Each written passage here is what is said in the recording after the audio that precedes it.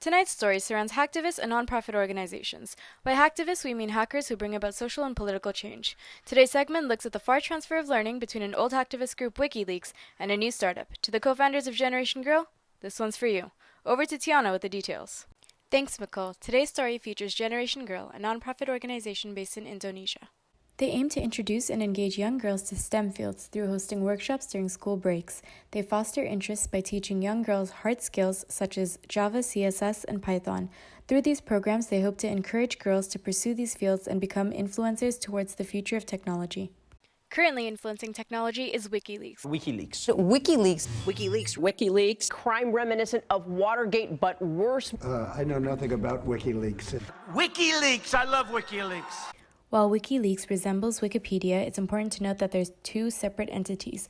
WikiLeaks is also a non-profit organization that publishes news leaks and classified media provided by anonymous sources. Despite the obvious differences, both organizations have similarities. They're both non-profits, meaning they do not generate revenue and instead rely heavily on donations to sustain them. Comparing WikiLeaks at its early stages, they were in a similar place as Generation Girl today, with regards to the number of paid employees that they had. Both of these organizations consider themselves as ethical and recruit those willing to supply pro bono work by leveraging their missions of social change. And most importantly, their benchmarks for success are the impact that they have. For WikiLeaks, that is the impact on policy change, and for Generation Girl, that is their influence on educational reform. One obvious difference is the number of volunteers. WikiLeaks has a strong culture and collective beliefs as its foundation. The hacktivist community has many governing ethical documents that instill a sense of responsibility in all hackers. A strong culture set by an explicit mission statement allows WikiLeaks to be able to have such a large volunteer base. Generation Girl needs to focus on creating a strong company culture and strategically think about their brand strategy. Their current volunteers are only motivated by meeting their volunteer quotas for their jobs. If they follow WikiLeaks and strategically focus on a brand strategy, they'll be able to attract others who share the same passions and would be willing to help further their mission. As the saying goes, cash, or in this case, volunteer hours, is not the only incentive. Generation Girl needs to be able to understand and play off people's intrinsic motivations. While we're talking about cash, finances are a big part of nonprofit organizations, especially because they don't seek to generate revenue. Generation Girl has had some initial funding and has managed to create partnerships with companies such as WeWork for free office space. However, they have not put efforts towards donations. Donations may seem played out, but WikiLeaks was able to sustain itself solely off public donations in 2010, generating approximately 900,000 euros. WikiLeaks releases information for free. They were able to implement the supply and concrete mindset and was able to generate revenue through creative product diversification. For an example, they commodified access, allowing people to purchase early access to information prior to public releases. Generation Girl should also attempt product diversification. Firstly, they should look toward public donations as a means of generating revenue. It's low effort to implement and maintain for legal businesses. Considering they've already created merchandise, it would be worthwhile for them to perhaps sell this merchandise as another revenue stream. As many educational institutions and programs have had to convert to doing online lectures due to COVID-19, Generation Girls had to do this as well. Another recommendation is to offer online classes. They currently target young girls and they can easily package and sell their content as a self-paced course online through online learning platforms. More importantly, they have access to valuable data that they can sell to government entities such as the Ministry of Education.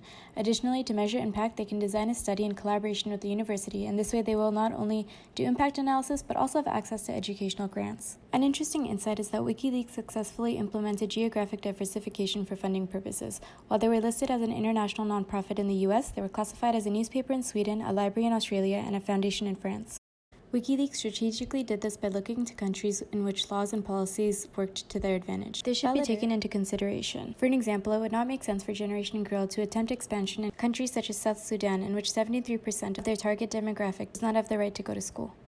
There is a clear parallel path for Generation Girl to follow. They should expand globally. There are a number of organizations that look to uplift women in STEM. There is so much potential for partnerships and mergers that can be created through collaboration. Geographic diversification to other countries would allow Generation Girl to also change the nature of the organization depending on the company and the advantages it offers. They can also list the organization as a foundation. Additionally, they can use the existing content they have created for their blog containing a number of opinion pieces and sell this to newspapers. They have the potential to generate a wealth of research and data concerning women in STEM, which would be especially valuable in Western countries. Lastly, they could look into establishing as a think tank as opposed to a nonprofit working on technology or education research and projects. For Generation Girl to implement product and geographic diversification, they would need to accompany an additional adaptation to be successful. They would need to adapt structural change within the organization, which is already a hard thing to do, as well as a shift in mindset for cultural change from the top to trickle down to the rest of the organization. There will be limitations, including proving their importance. Not everyone thinks WikiLeaks is a beneficial organization to society, and some will think of Generation Girl this way, especially in communities that don't value women or education. Additionally, they lack expertise for expansion. They might want to add a pro bono human rights lawyer, as WikiLeaks did, to their staff who can help them effectively expand. That's all we have for you today. Thank you for tuning in, and here's a note from our sponsors.